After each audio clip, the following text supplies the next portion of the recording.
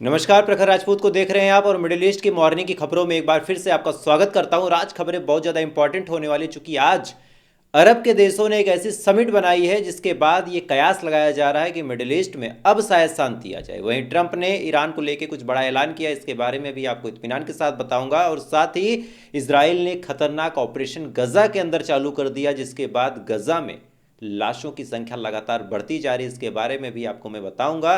साथ इस वीडियो में हम जानेंगे कि कैसे इटली अब इसराइल के खिलाफ आके खड़ा हो गया है। तो ये तमाम खबरें आपको इस वीडियो में पता चलेंगी, इस वजह से वीडियो को लास्ट तक जरूर देखिएगा। और अगर आप चैनल पर नए हैं तो वीडियो को लाइक करके, चैनल को सब्सक्राइब करके अपना प्यार दीजिए, क्योंकि हर घंटे इसराइल, फिलिस्तीन, लेबनान समेत पूरी दुनिया की खबरों के साथ मैं आपके सामने हाजिर होता रहता हूँ।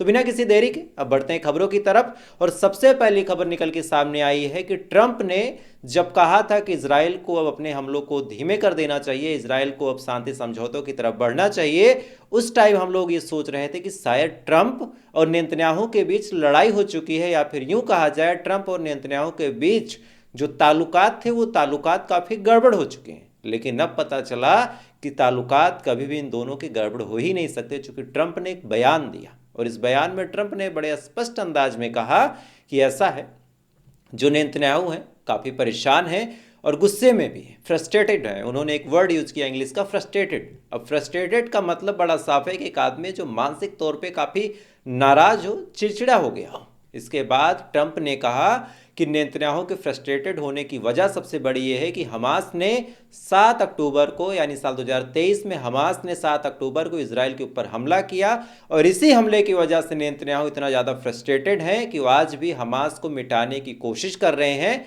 हालांकि इस पहल में कुछ मासूम मारे जा रहे हैं। यानी आपको याद होगा, आपको ये लग रहा था कुछ टाइम पहले कि शायद अरब कंट्रीज़ के क्लोज जाने की वजह से, यानी सऊदी अरब और जो नेशन हैं जो उस दिन जाके ट्रंप से मुलाकात कर रहे थे, कतर वगैरह, शायद इनकी नज़दीकी ताल्लुकात की वजह से अब ट्रंप नेतन्याहू को छोड़ रहे हैं। लेकिन ट्रंप ने फिर से कहा कि भाई देखो, ऐसा है, सारे रिश्ते नाते अलग अलग हैं, लेकिन इजराइल के साथ जो मेरा नाता है वो नाता काफ़ी पुराना है। इसी के साथ ट्रंप ने यह भी कहा कि इजराइल को अपने डिफेंस को आगे बढ़ाने का पूरा अधिकार है, हालांकि थोड़ी सी मानवता और थोड़ी सी मुरव्वत इजराइल को रखनी चाहिए। अब इसका मतलब क्या है? इसका मतलब बड़ा साफ है कि हाल फिलहाल में जो नेतन्याहू ने एक ऑपरेशन चलाया, जिसके बारे में अभी मैं आपको डिटेल में बताऊंगा, उस ऑपरेशन को लेकर डोनाल्ड ट्रंप पूरी तरीके से सहमत हैं और पूरी शक्ति और ताकत के साथ नेतन्याहू के सपोर्ट में डोनाल्ड ट्रंप खड़े हैं। साथ ही अब आपको दूसरी खबर बताता हूं, और ये खबर पहली खबर से लिंक है। दरअसल इसराइल ने हमास को एक अल्टीमेटम दिया था, और इस अल्टीमेटम में इसराइल ने कहा था कि अगर शांति समझौता हमास को करना है तो बहुत जल्द कर दे, वरना हम एक बेहद खौफनाक ऑपरेशन चलाएंगे। और इस खौफनाक ऑपरेशन का नतीजा ये होगा कि इजराइल घुस के मारेगा गजा के अंदर, और गजा के अंदर लाशों के ढेर लग जाएंगे। इसके बारे में जब इजराइल से पूछा गया तो इजराइल ने इस ऑपरेशन का नाम गिदोन चैरिटियस दिया था। गिदोन चैरिटियस ऑपरेशन का मतलब था एक तरह से हमास को ऑल आउट कर देना, हमास को पूरी तरीके से गजा के अंदर से बर्बाद कर देना। हालांकि 2 दिन पहले इजराइल ने इस ऑपरेशन को शुरू भी कर दिया, जिसके बारे में मैं आपको पहली खबर में बता रहा था कि इस ऑपरेशन को ट्रंप की पूरी तरीके से सहमति है, पूरी तरीके से स्वीकृति है। मतलब बड़ा साफ है कि इस ऑपरेशन में जो कुछ तबाही इजराइल मचाएगा उसमें पूरा का पूरा हाथ ट्रंप का है। अब इस ऑपरेशन की कुछ डिटेल आपको बता देता हूं। तो ये ऑपरेशन 5 मई को ऐलान किया गया था कि 5 मई के बाद ये शुरू किया जा सकता है। लेकिन अगर पिछले 3 से 4 दिन का रिकॉर्ड अगर आपको बताऊं, तो इस 4 दिनों में इजराइल ने ऑपरेशन चैरिटियस के तहत कम से कम 150 से ज़्यादा ठिकानों पे अपनी मिसाइलें दागी हैं। और 150 से ज़्यादा ठिकानों पे मिसाइल दागने के बाद कम से कम जो अभी तक रिपोर्ट निकल के सामने आई है अलग अलग मीडिया प्रोफाइल से, अगर उसके हवाले से आपको बताऊं, तो कम से कम ज़्यादा नहीं तो 250 से 300 लोग मारे गए हैं, ये खबर निकल के सामने आ रही। तो आपको समझ जाना चाहिए, जो उम्मीद शायद आप लगा के बैठे थे कि नेतन्याहू के खिलाफ ट्रंप उतर गया है, नेतन्याहू के खिलाफ अब ट्रंप बयानबाजी कर रहा है, ट्रंप अब नेतन्याहू का साथ छोड़ देगा, इजराइल अकेला पड़ जाएगा, इजराइल के साथ कोई खड़ा नहीं होगा, तो मेरे भाई आप शायद गलत थे। क्योंकि ट्रंप ना ही इजराइल को कभी छोड़ता है, या फिर अमेरिका की कोई भी सरकार होगी इजराइल को छोड़ती ही नहीं। इसके पीछे एक अलग कहानी है, कभी आपको डिटेल में वीडियो में बता दूंगा, लेकिन आपकी जानकारी में थोड़ा सा इजाफा करने के लिए अभी बता देता हूँ कि जितने यहूदी हैं जानबूझ के अमेरिका में घुसे पड़े हैं, अमेरिका की यूनिवर्सिटीज़ में, अमेरिका के कॉलेजेस में, और जानबूझ के इजराइल के लिए एक सॉफ्ट कॉर्नर पढ़ाई के माध्यम से उनके दिमागों में अमेरिकन के डाल दिया गया है कि इजराइल बड़ा अच्छा देश है। यानी इजराइल इस चीज़ में शुरू से ही काफ़ी आगे था कि लोगों का ब्रेन वॉश कैसे करना है, और ये ब्रेन वॉश करने में इजराइल अमेरिका का सफल हो चुका है। खैर, अब क्या होता है ये कहना मुश्किल होगा, लेकिन ऑपरेशन जो गिदोन चैरिटीज था वो चल चुका है, और इस ऑपरेशन के तहत अब तक 250 से ज़्यादा लोगों की जान ली जा चुकी है। खैर, अब बढ़ते हैं तीसरी खबर की तरफ। जिस ऑपरेशन को लेके इतना बवाल मचा है, इस ऑपरेशन की वजह से अब अरब कंट्रीज में भी एक दहशत का माहौल देखने को मिल रहा है। हाल फिलहाल में बगदाद के अंदर अरब के सीनियर लीडर ने एक समिट आयोजित की। कल ही ये समिट हुई, और इस समिट में सबसे बड़ा डिमांड ये रखा गया है कि इजराइल को रोका कैसे जाए। हालांकि अभी तक इस समिट के बारे में कोई डिटेल तस्दीक के साथ निकल के सामने नहीं आई कि कौन कौन से नेता इसमें शामिल थे या फिर कौन कौन सा मुल्क इसमें शामिल था, लेकिन अभी तक की जो इनिशियल रिपोर्ट निकल के सामने आ रही है कि इस समिट को बगदाद में किया गया है, और साथ ही इसमें बड़े बड़े हुक्मरान और बड़े बड़े सीनियर पॉलिटिशियंस, सीनियर लीडर्स मौजूद थे, और सबका एकमात्र एजेंडा था कि इजराइल को कैसे रोका जाए।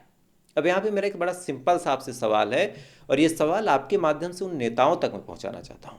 आप मीटिंग करते हैं, आप बातचीत करते हैं, लेकिन आप चाहे जिस देश के हों, चाहे आप तुर्की के हों, चाहे आप सऊदी अरब के हों, चाहे आप किसी और मुल्क के हों, जॉर्डन और लेबनान को आप छोड़ दीजिए, जॉर्डन भी कहना गलत होगा, केवल आप लेबनान को छोड़ दीजिए, यमन को छोड़ दीजिए, ये दोनों देश छोड़ने के बाद कोई भी ऐसा मुल्क नहीं है जो इजराइल के साथ अपने ताल्लुकात बेहतर करने में ना लगा हो।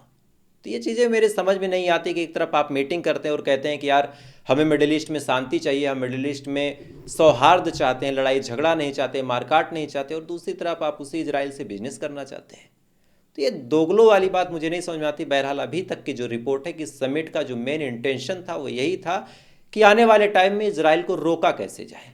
वो बात अलग की है कि ये लोग सच में रोकना चाहते हैं या फिर नहीं रोकना चाहते, वो ऊपर वाला जाने।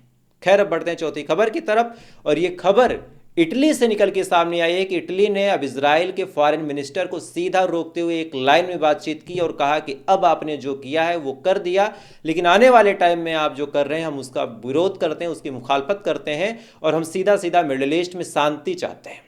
दरअसल इटली के जो फॉरेन मिनिस्टर हैं एंटोनियो तजानी इजराइल के लोगों से बातचीत करते हैं, और बातचीत करने के बाद अपना मैसेज बड़ा सिंपल देते हैं यार कि हमें शांति चाहिए।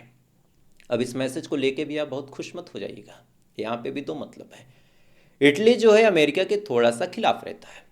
अब इटली अमेरिका के खिलाफ है, इजराइल अमेरिका के क्लोज है, तो ऐसे हाल में हो सकता है कि इटली अमेरिका को सबक सिखाने के लिए या फिर अमेरिका से अपने ताल्लुकात को और ख़राब करने के लिए या फिर धमकी देने के लिए ये लाइन बोल रहा हो। चूँकि सच में हमदर्दी होना और मौके का फ़ायदा उठा के किसी दुश्मन के दुश्मन को मारना या फिर किसी नॉर्मल इंसान के दुश्मन को मारना एक राजनीति का बड़ा अहम हिस्सा होती है। जैसे आप सोचिए, मैं आपको नहीं जानता हूँ, मुझे आपसे कोई हमदर्दी नहीं, लेकिन एक शख्स है जिससे मेरा कभी झगड़ा रहा है और आपका भी उससे झगड़ा हो गया, तो मैं आपकी साइड से आ गया और उसके साथ लड़ाई करने लगा, लेकिन इसका मतलब ये नहीं कि मैं आपसे सिंपैथी या सहानुभूति रखता हूँ। बहरहाल इटली ने ऐसा बोला है तो इसके कुछ सीरियस परिणाम भी निकल सकते हैं। क्या होगा आने वाले टाइम में मैं आपको बताता रहूँगा। खैर, अब बढ़ते हैं आखिरी खबर की तरफ, और ये खबर बहुत ज़्यादा हैरान करने वाली है, चूँकि इजराइल कर्ज यानी इजराइल के डिफेंस मिनिस्टर ने एक बहुत बड़ा बयान दिया है, और उन्होंने कहा कि जो हमने ऑपरेशन गिदोन चैरिटीज लॉन्च किया है, इस ऑपरेशन की वजह से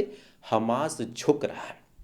हमास फिर से सीज फायर के टेबल टॉक पे आ चुका है, यानी जो मीटिंग दोहा के अंदर लगातार चल रही थी, जिसमें हमास के भी कुछ लीडर थे, कुछ इजराइल के भी लीडर थे, सब बातचीत कर रहे थे। इजराइल कर्ज ने बड़ा दावा किया है कि अब फिर से हमास के जो लीडर हैं, जो नेता है, वो मीटिंग कर रहे हैं। अब अगर ऐसा सच में है तो बहुत अच्छी बात है, बहुत खुशखबरी की बात है। बात यहाँ ईगो की नहीं होनी चाहिए कि हमास के ऊपर या फिर हमने गजा के ऊपर हमला किया, इस वजह से गजा के लोग या फिर हमास के लोग मीटिंग कर रहे हैं।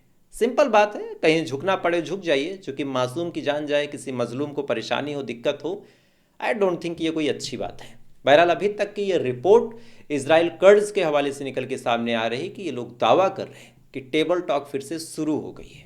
चूँकि इसके पीछे एक वजह यह भी है कि आज ट्रंप ने ईरान की मिसाइलों को लेकर बड़ा बयान दिया और ड्रोन्स को लेकर बड़ा बयान दिया, और कहा कि ईरान बहुत ही सस्ते और किफ़ायती दामों पे ऐसी चीज़ों को बना लेता, $30,000 40,000 पे।